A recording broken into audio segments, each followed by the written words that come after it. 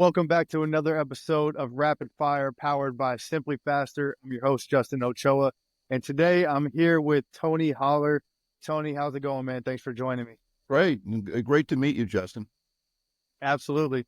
Let's jump right into it and talk about what you're probably most known for, and that is the Feed the Cat system. But I want to know about a time in your coaching career when you were not feeding the cats. What are some of the mistakes that you made, some of the coaching inefficiencies that you've struggled with to help you cultivate the system that is so successful today? Well, being a coach's kid, my dad was a head basketball coach at the age of 22. I was born when he was 23, so I grew up being kind of his assistant. And basketball coaches, as you know, are like pretty obsessed. You know, like that's their entire Oh, life. yeah. Oh yeah. And Oh, so yeah. so I was as traditional as any young coach could possibly be. And basically, the way I used to coach is still the traditional thing that I have to preach against, which is basically your entire plan is to outwork everybody else. That I call it fatigue seeking. You know, Lombardi said that fatigue makes cowards of us all. And to me, that's like, okay, that means we shouldn't be tired all the time. Old school coaches, they chase fatigue. They want to get their guys as tired as possible. And then everybody's like feeling pretty good that they got through it. And you bring them all together and say, nobody's going to outwork us. Right. In a feed the cat situation, we perform in practice, which means we have to build everything we do on a base of rest, recovery, sleep, nutrition, hydration. We must be the best version of ourselves. We have to undercook the steak every day. If we burn the steak, we ruin tomorrow, and today should never ruin tomorrow. And so the byproduct of this less is more performance-based practicing is you get good at the things that matter, and then kids start to really like the process. I love that. That is amazing to hear. And, obviously it's been wildly successful for coaches implementing that. It reminds me of a quote. I think Usain Bolt said something like he trained for 4 years to run for 9 seconds. And I know you have your atomic speed program, and you said that it's 15 minutes long and only contains 60 seconds of work. Can you kind of detail what that means and, what that looks like and some of the drills maybe that coaches can start to implement from that program? It's weird. It's made me no money, but it's probably the best branded thing I've ever produced. It sounds, and what a hook. Hey, could you work out 15 minutes twice a week? You go like, yeah. Yeah. Like you only have to actually do 60 seconds of work inside of that workout. And people are just leaning in. And the reason it's kind of weird. The reason why I created this, I just read James Clear, Atomic Habits. Atomic Habits. Yep. Where he really teaches you how to create habits. And the way you create a habit is do something small, real small. Like atoms are small, but they're powerful. If I wanted to start you on a smoking habit, we wouldn't start off with a pack a day. Because if you smoke a pack on the first day, you're sick. You burn the steak. Mm-hmm. But if you really want to be a smoker, smoke one a day for the next 30 days. Not that hard to do. And then you will develop a habit. That's a bad habit, of course, and we're looking for good habits. The reason why this became important was because I was remote training several lacrosse athletes. If you know anything about lacrosse, they're typically going to private schools out east, and they have like 12 hours of schoolwork every day. And they're also playing lacrosse, of course, and blah, blah, blah. And so they had a hard time doing 2 or 3 hours of hard work every week. And so I was like, how much can we boil this down? And we boiled it down to something that like you say, 15 minutes, 60 seconds of work. Is it optimal? No, it's atomic. It's meant to create a consistent habit, and you've got to sprint consistently. I say it's really easy. You can just sprint 2 or 3 times a week, but you need to do it like for the rest of your life. So there is that Right. Usain Bolt thing about that is that we have to be consistent with it. And what I've found is that Now there's like football teams all over the United States doing my atomic speed workout twice a week instead of that 30-minute warm up before football practice that did nothing but got their guys semi-tired. Now their CNS is on fire. They're ready to practice in a performance level, at a performance level, instead of that third gear crap that traditional coaches have always put their kids through. Yep. So, just giving a sneak peek of kind of what that program looks like, or if you want to, drop a link or tell them where they can get it. What are some of the things that might go into that 15 minutes? Some of the drills that coaches can do. Yeah, you can get that, and I'll give you my link too. But my YouTube has tons of stuff. My son Troy takes care of my YouTube, my Insta, my Threads, my TikTok, and probably several other platforms I don't know about. One thing I'm actively involved with is my own Twitter, and that's a source of a lot of anxiety these days with the state of Twitter. But the you can type in atomic speed workout and you get right to it. Basically, what it is 10 speed drills, not done like a warm up though. They're done like full speed, which is kind of weird. Coaches are like, do you take a lap first? No, we never take a lap. Ever. We don't ever take a lap or run a mile. We don't do cool downs. We don't do tempo running. Nope. We start right in. Do you guys hurt? Not one time in the last 25 years has anybody gotten hurt doing speed drills. And so those speed drills do function as a warm up, but it also function in creating habits necessary to sprint. So there's 10 and 10 minutes. So you do like a 5-second speed drill. You got the rest of your minute to recover, 55 seconds. And then you're going to time 2 sprints. And between the 2 sprints, we're not talking about hundreds or 400 here. We're talking about like a 10-yard fly. Is basically like a 40-yard dash where you time the final 10 yards, not the entire 40. Because now we're going to be able to change that into miles per hour, which is really a powerful metric. And we can chase anybody that runs 18.5. They know right away, I'm going to run 19. I can run 19. And then when they hit 19, it's like, I wonder if I'll get 20 in the next 4 weeks. And so it just really hooks people in. And when we do those sprints, we have to take 5 minutes rest in between those. And so it's 14 minutes of standing around, 1 minute of work. I love it. I love it. Efficiency at its finest. So, we were talking before the show, I'm in the basketball world, and, people think about basketball as such an acceleration dominant sport, which it is, but I'm a huge, huge proponent of still getting max velocity exposures, because it is the tide that rises all ships, right?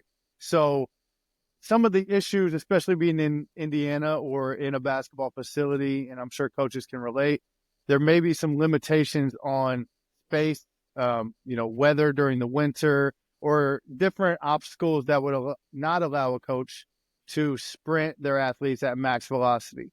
Do you have any recommendations for coaches that might be in that scenario who aren't able to get their athletes up to max velocity for various reasons, and how they can still get the benefits of some of the sprint work that you do?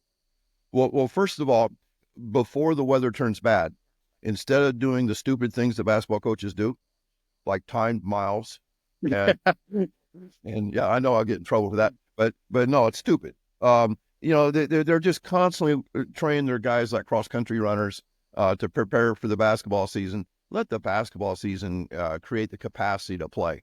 Most guys are only playing 25 to 35 minutes. I mean, goodness gracious, they can go play 3 hours on a summer afternoon, but they can't play 25 minutes in a game. No, I think they can. Yep. So first of all, you have to focus on max velocity when you can, because max velocity will improve the vertical jump. It'll improve quickness. The faster you can run in one direction, the faster you can run in all directions. So I just think that you are making somebody much more athletic. If you get somebody 1 mile an hour faster, it changes their entire world. They look like a different athlete, just 1 mile an hour, and that can be accomplished in 10 weeks. And so for the people, especially like if you're in the winter and you don't have space, then I think you have to just jump, jump, jump. Plyometrics, jump, bounce. My dad was a basketball coach. He used to say that, I love that kid. And I go, why? He goes, he's got bounce in him. He's got bounce. That's athleticism. And so I think that I, I, I would like to scientifically try sometime to train a track team all winter with no sprinting. And the way I would do that is by jump training, bounce training. We dunk on a lowered basket. We would do Yep. all those great things, and I think we would get faster. Um, I don't think I would ever experiment with that because I think you have to sprint too. But I would look at doing that. Obviously, you can accelerate in small places. What a lot of schools in the north have done is they find the longest hallway in the school and they buy a runway. There's these runways that are like half an inch thick. They're meant to be like a long jump runway, and they're Mhm. heavy as hell, and they roll them out. Sometimes the coaches will roll out two of these runways, and that way they can still spike up and sprint. And if you don't have a runway, just run on the hallway. But if you're really industrious, go to your principal and say, we want to turn that long hallway on the second floor into a speed hallway. And you're like, how do you do that? We want to put down a surface that we can sprint on. And he'll say, well, we wouldn't be able to clean it. Oh, we can clean the weight room. We have a weight room floor, don't we? That's not tile.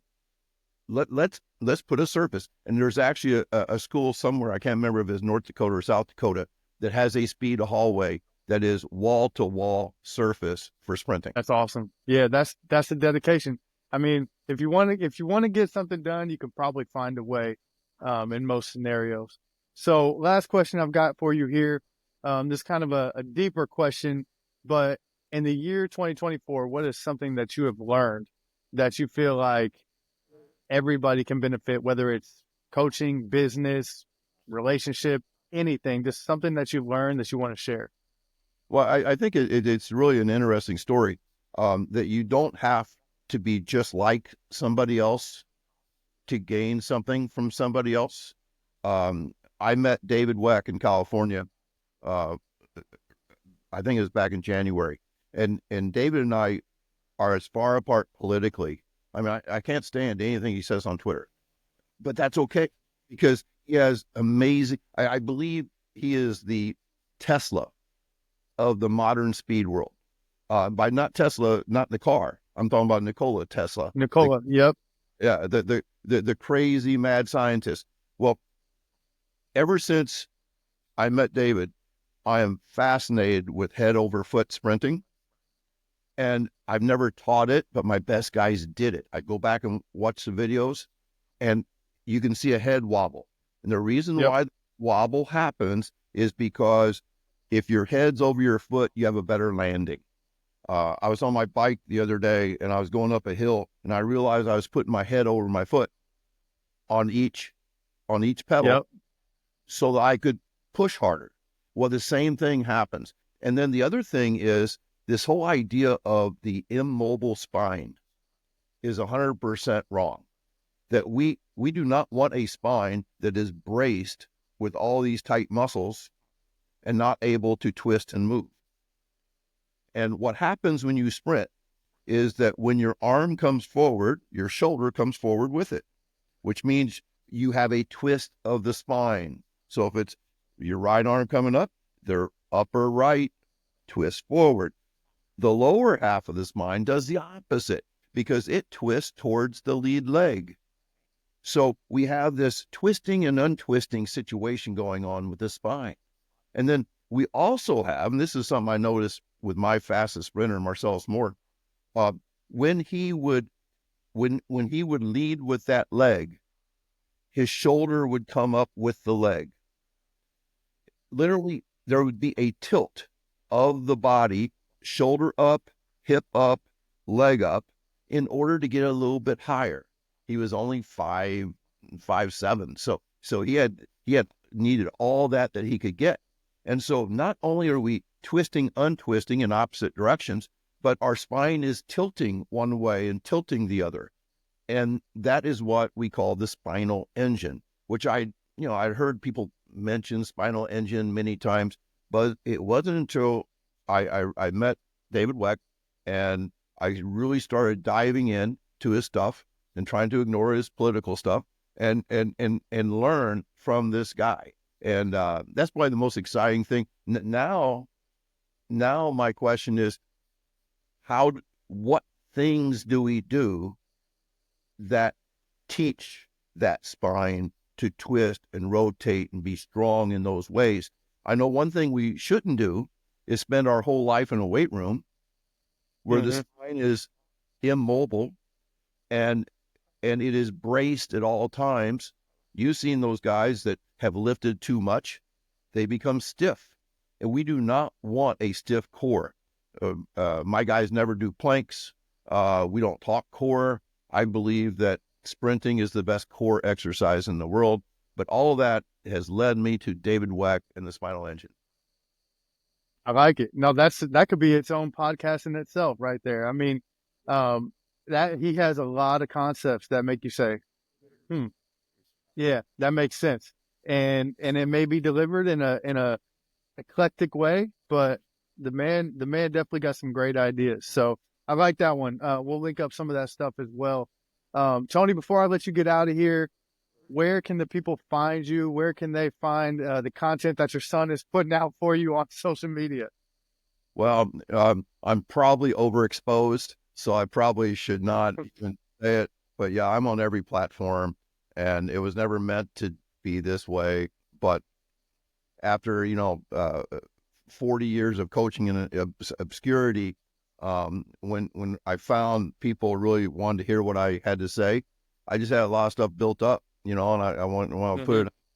And I'm writing a book that's going to be out next spring. I think I think I'm within 2 days of sending it to the publisher. So that's exciting. And then probably the biggest thing is the Track Football Consortium. And SimpliFaster does sell our tickets, so you can find it at the SimpliFaster site. And typically there's coaches from 20 to 30 states that come in for this.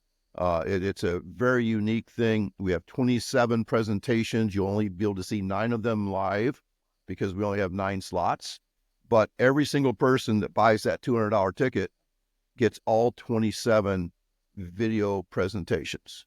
And I just think there's nothing really like it. And for most people that come to our consortium, they immediately feel a belonging. Some people call it a cult. It's really not a cult. We're all very different, and we're very accepting of all different types of people from all different types of places.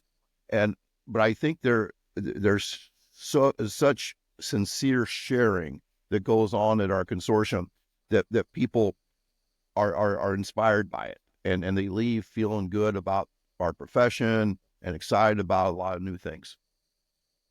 Awesome. Yeah, we'll definitely get that link out there. And like I said before the show, I will definitely be there and looking forward to learning more from you and all the presenters. So once again, thank you so much for your time. This was a great episode.